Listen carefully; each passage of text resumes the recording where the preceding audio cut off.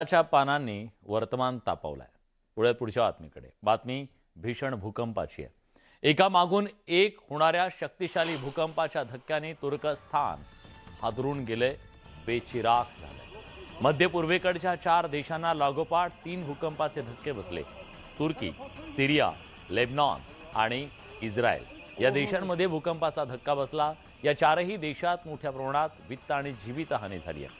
भूकंपामुळे सर्वाधिक नुकसान तुर्कीचं झालंय।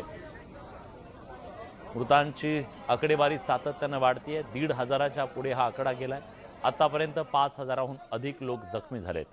तुर्की माध्यमांनी दिलेल्या वृत्तानुसार सकाळी भूकंपाचे 2 मोठे धक्के बसले। पहिला भूकंपाचा धक्का सकाळी 4:30च्या सुमारास, दुसरा 10च्या सुमारास बसला। या दुसऱ्या भूकंपाची तीव्रता ही तब्बल 7.6 रिश्टर स्केल इतकी होती।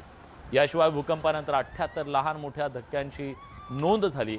आता तिसरा मोठा भूकंपाचा धक्का 6 रिश्टर स्केल इतका होता आणि त्यामुळे शहरं ही बेचिराख झाली आहेत। हजारो माणसं ही ढिगाऱ्याखाली गाडली गेली आहेत। तर बेचिराख तुर्कस्तानचं हे दृश्य जगाला हादरवणारा असं आहे, कारण अनेक लोकांना, हजारो लोकांना आपले प्राण गमवावे लागलेले आहेत। प्रचंड मोठी वित्तहानी या भूकंपाने केलेली आहे।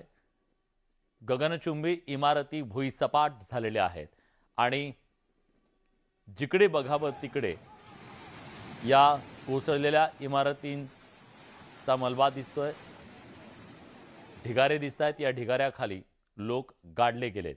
मदत आणि पुनर्वसन करण्याचं एक मोठं आव्हान आता तिथल्या प्रशासनाच्या समोर आहे।